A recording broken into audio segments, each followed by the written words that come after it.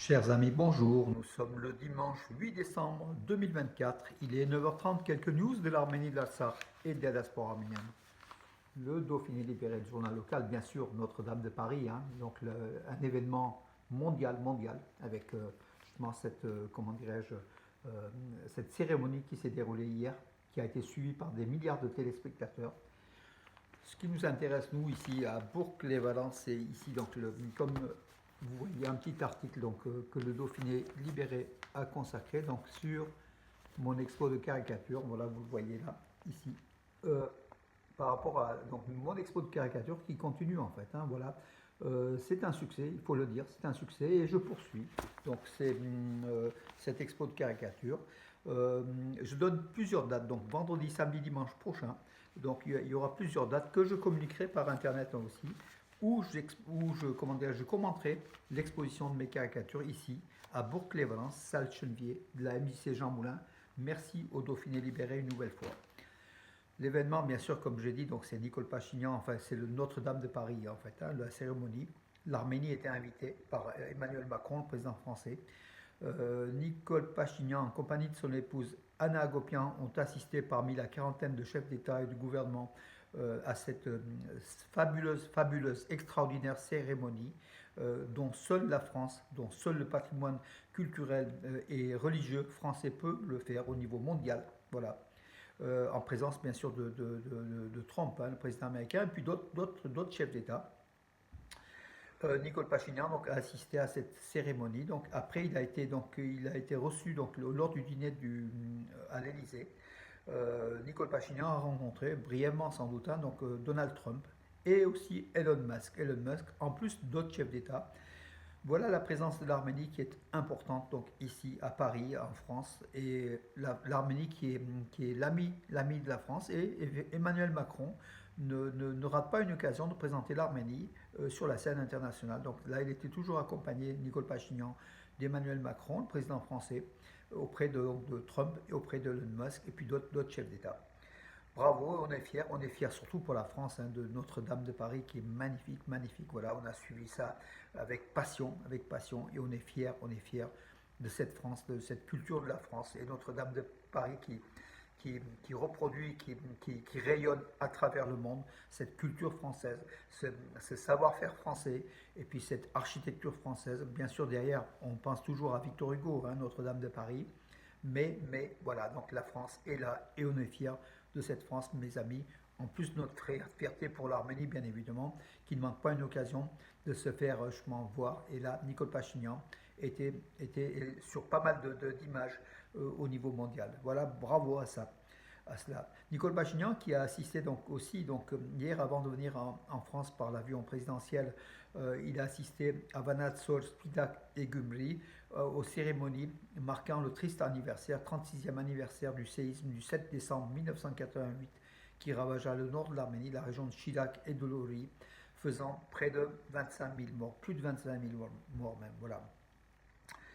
Donc, la Banque centrale d'Arménie a honoré le centième anniversaire de la chanteuse d'opéra Gohar Kasparyan, qui était née au Caire et qui s'était installée donc en Arménie en famille dans les années 40.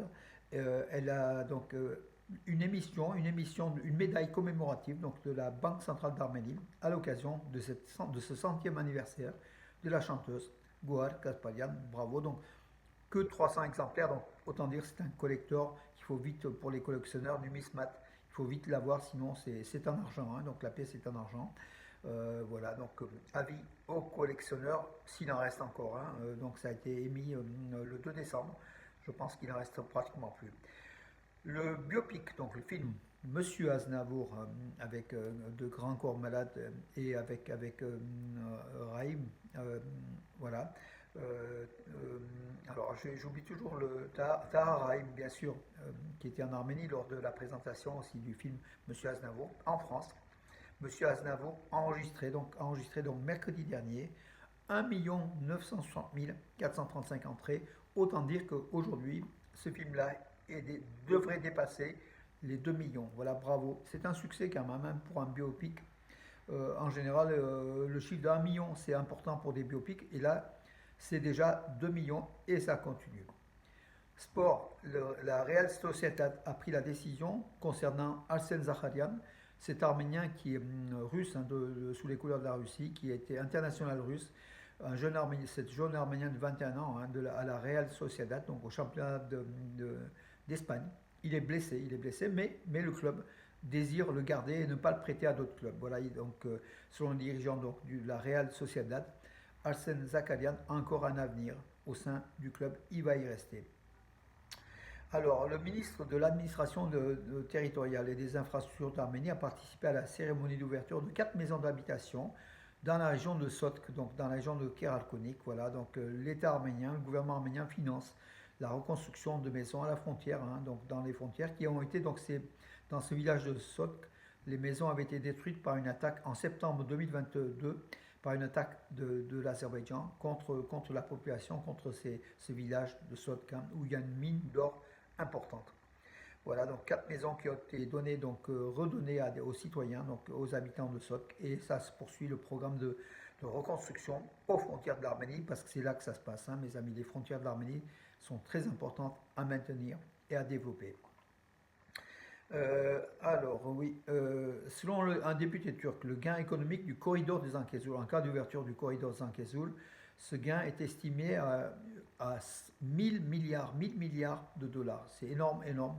Mais le gain, c'est surtout pour la Turquie et l'Azerbaïdjan. L'Arménie ne gagnera pas grand-chose, d'autant plus que le corridor de Zangezur, c'est un territoire extraterritorial, c'est-à-dire que l'Arménie perdrait la souveraineté de son territoire en plein milieu de l'Arménie, dans le sud. Hein, voilà. L'Arménie n'en veut pas. L'Arménie propose le carrefour de la paix pour justement comme une parade à ce corridor du Zangezur qui est encore évoqué par les députés turcs, hein, pro-Azéri. Voilà. Donc, en tout cas, les Turcs ne veulent pas le bien de l'Arménie quand ils disent qu'il y a un gain de 1000 milliards, donc 1 trillion de dollars par l'ouverture économique, hein, par le corridor de Zangezur. Ça faciliterait effectivement des axes de transport, mais l'Arménie n'aurait rien à gagner. Et ça, le gouvernement Pachinian le sait, l'a dit et le confirme, l'Arménie ne cédera pas. Voilà, tout simplement. 1 926 405 touristes ont visité l'Arménie de janvier à octobre 2024. C'est en dessous de l'an 2023, qui était une année record où l'Arménie a enregistré 2,3 millions de touristes. C'est 6% en dessous par rapport au mois de janvier à octobre 2023 comparé à janvier-octobre 2024. Mais quand même, c'est une bonne tendance. Pratiquement, donc voilà, pratiquement 2 millions de touristes déjà en Arménie. Il reste novembre-décembre. On sera dans les 2 200 000 à peu près, donc ce qui serait donc un bon chiffre aussi. Voilà mes amis, écoutez, donc alors est-ce que ça je vous en ai parlé? Non, je pense que j'ai parlé, donc le CICR qui a rendu visite aux prisonniers arméniens illégalement détenus en Azerbaïdjan.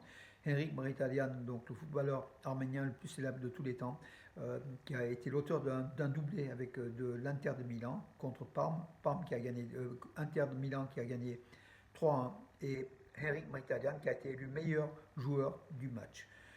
Voilà mes amis pour aujourd'hui, donc je vous donne rendez-vous, suivons la messe à Notre-Dame de Paris, et puis d'autres messes aussi dans des églises arméniennes de France, dont l'église Saint-Nicolas de Romans, l'église arménienne, et l'église arménienne à Valence, puis d'autres églises, d'autres paroisses, ici en France mes amis. Voilà, nous avons aussi une liturgie très très riche, très intéressante. Les Arméniens sont le premier État chrétien au monde, comme vous savez. Mais quand on regarde Notre-Dame de Paris, c'est que nos ennemis ne nous ont pas laissé bâtir des cathédrales de géantes comme ça, comme Notre-Dame de Paris. Tout simplement, l'Arménie était attaquée au cours de son histoire pendant des siècles et des siècles. Nous avons des Shmiadzin, des Kerat, nous avons aussi des Noravank, nous avons quand même pas mal d'églises de plus petite dimension, mais c'est aussi l'histoire qui voulait ça, c'est l'histoire du peuple arménien qui a été toujours envahi par des peuples hostiles. On est à un carrefour de passage, donc d'invasion. On l'a vu, on le ressent jusqu'à aujourd'hui avec l'Azerbaïdjan qui a des volontés, un appétit sur l'Arménie. Voilà, l'Arménie a toujours lutté et ça n'a pas permis le développement entier de cette culture arménienne qui est déjà forte et qu'on salue, hein, cette culture chrétienne, mais même pré-chrétienne. Hein, voilà, donc l'Arménie, c'est cela. Soutenons l'Arménie, puis surtout soyons fiers de cette France. Notre-Dame de Paris, c'est aussi notre église à nous, Notre-Dame à nous. Voilà mes amis, bonne journée et à demain.